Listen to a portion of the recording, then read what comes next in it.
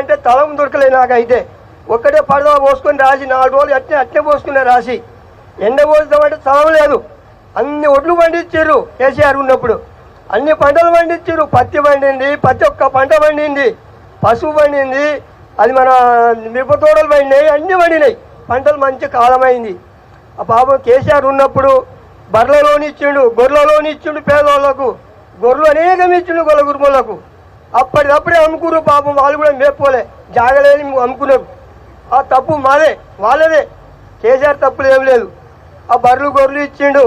మళ్ళా ఇక వర్షం పడి ఇత్తనాలు వేద్దామనే వరకే ఏం చేస్తాడంటే మంచిగా అదనప్పుడే రైతు బంధు ఇచ్చేది.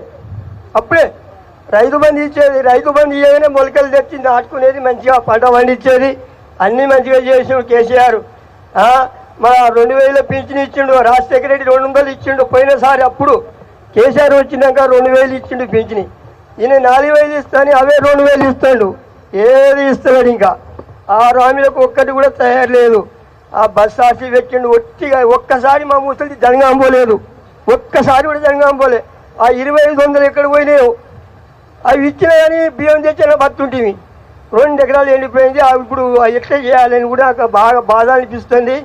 పాపం కేసీఆర్ నుండి మంచిగా పంట పండింది, కాలం అయింది, అన్ని సవలతులు ఉన్నాయి. కానీ ఎక్కడికెలా వచ్చినాయి ఆయన. ఇందిరమ్మ ఇల్లు ఇచ్చినప్పుడు, పిల్లాటి ఇచ్చినప్పుడు గెలిచిండు ఒకసారి. అప్పుడు ఇల్లు తాళం వేసి కూడా పోయిండు, గొల్లలు పెట్టిండు, బేడం పెట్టిపోయిండు. ఎవరు కాంగ్రెస్ పెట్టిండు. పెట్టిపోయినోడు ఈసారి ఎడ్డోళ్ళు అయిపోయారు. లోకం ఎడ్డి లోకం అయిపోయింది. మనం అందరం ఎడ్డోళం అయిపోయినాం. మాయమాటలు చేసిండు, మనకు మాయం చేసిండు. ఆయనే మాయం చేసిండు, చేసి ఆయన గెలిచిండు. గెలిస్తే చక్కదనం ఏముంది?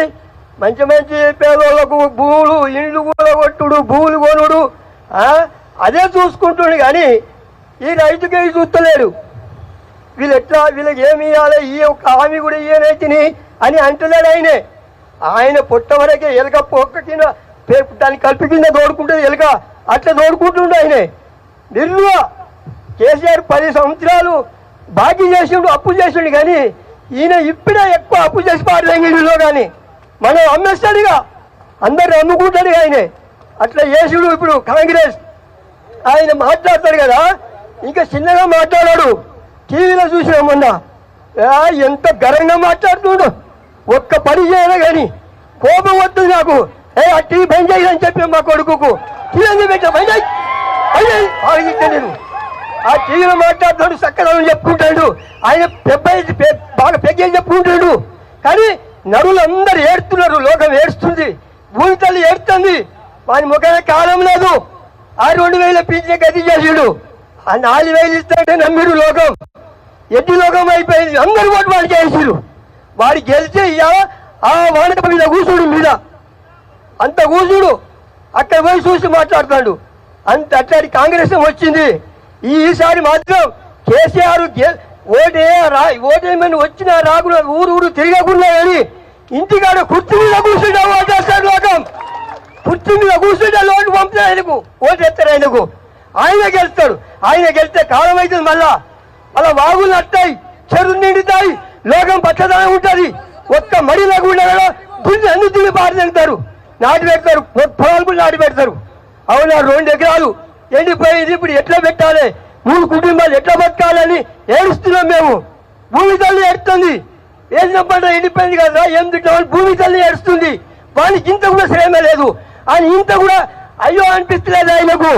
ఆయనే చూసుకుంటారు. 3 4 ఉన్నారు. వాళ్ళే మాట్లాడుకుంటారు ఆడ కూర్చొని. ఇంకా కేసీఆర్ ఏమైనా మాట్లాడితే అడ్డం పోతాడు. అడ్డం పోయి ఆయనకు ఏ కోపం రావాలని కలిగిస్తారు. అట్లాంటి కాంగ్రెస్ వచ్చింది మనకు. మనం మంచిగా బతాం, హాయిగా బతాం. మన ఇంత పాపం చేసిండే కాంగ్రెస్ ఏం బాగా చేయలేదు.